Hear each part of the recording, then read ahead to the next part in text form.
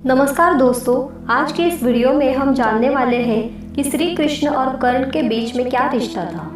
महाभारत कालीन रिश्ते और उनके द्वंद्व जिसमें छल, ईर्ष्या, विश्वासघात और बदले की भावना का बाहुल्य है, लेकिन इसी में प्रेम, प्यार, अकेलापन और बलिदान भी है।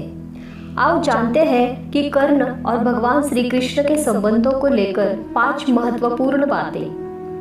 पहली बात, कुंती पुत्र कर्ण एक महान योद्धा था जो कौरवों की ओर से लड़ा था। कुंती श्री कृष्ण के पिता वसुदेव की बहन और भगवान कृष्ण की बुआ थी। कुंती का पुत्र होने के कारण कर्ण भगवान श्री कृष्ण का भाई था। दूसरी महत्वपूर्ण बात, कृष्ण के कारण ही कर्ण को अपने कवच और कुंडलों को इंद्र को दान देने पड़े थे।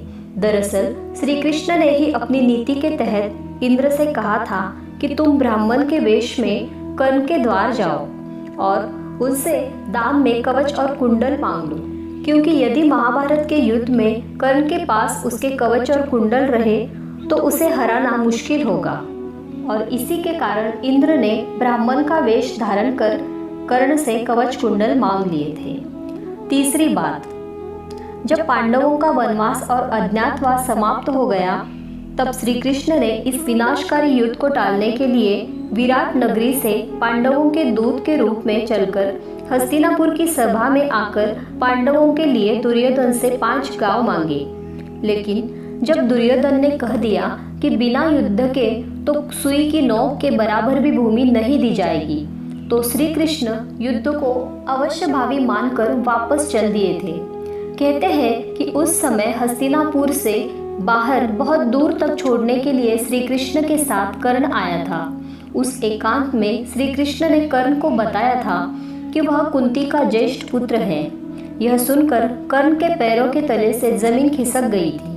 वह अवाक रह गया था। श्री कृष्ण ने एक बार फिर से कहा, हे कर्ण, तुम कुंती के ज्येष्ठ पुत्र हो और तुम्हारे पिता सूर्यदेव हैं, इसलिए तुम्हें युद्ध में पांडवों का साथ देना चाहिए। कर्ण को इस सत्य का पता चला तो नीति मर्मज्ञ कर्ण ने तब नीतिकार कृष्ण को जो कहा था वह बड़ा ही मार्मिक है और उस दानवीर के प्रति श्रद्धा का भाव पैदा करने वाला है। उसने कहा कि हे मधुसूदन, मेरे और आपके बीच में जो ये गुप्त मंत्रणा हुई है इसे आप मेरे और अपने बीच तक ही रखें, क्योंकि यदि जितेंद्रिय धर्मात्मा राजा युधिष्ठिर यदि यह जान लेंगे कि मैं कुंती का बड़ा पुत्र हूँ तो वे राज्य ग्रहण नहीं करेंगे। कर्ण ने आगे कहा था कि उस अवस्था में मैं उस समृद्धशाली विशाल राज्य को पाकर भी दुर्योधन को ही सौंप दूंगा। मेरी भी यही कामना है कि इस भूमंडल के शासक युधिष्ठिर ही बने। ये सब कुछ जानने के बाद भी कर्ण कौरवों की ओर से ही लड़े, क्योंकि दुर्योधन से उसकी मित्रता और विश्वास उसे नहीं तोड़ना था। युद्ध के 17वें दिन शल्य को कर्ण का सारथी बनाया गया। उस दिन कर्ण तथा अर्जुन के मध्य भयंकर युद्ध हुआ था। युद्ध के दौरान श्री कृष्ण ने अपने रथ को उस ओर ले लिया जहां पास में ही एक दलदल था। कर्ण का सारथी यह देख नहीं पाता और उसके रथ का एक पहिया दलदल में फंस जाता है। रथ के फंसे हुए पहियों को कर्ण निकालने का प्रयास करते हैं। इसी मौके का लाभ उठाने के लिए श्री कृष्ण अर्जुन से तीर चलाने को कहते हैं। बड़े ही बेमन से अर्जुन असहाय अवस्था में कर्ण का वध कर देता है।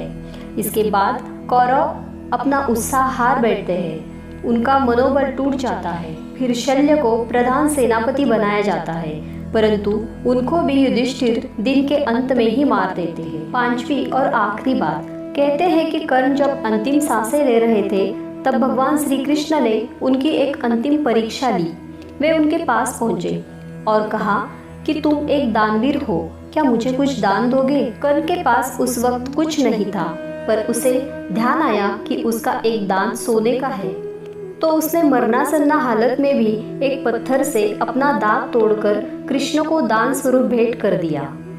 यह देख भगवान श्री कृष्ण भाव विह्वल हो गए और उन्होंने कर्ण से कोई भी 3 वरदान मांगने के लिए कहा। कर्ण ने कृष्ण से 3 वरदान मांगे।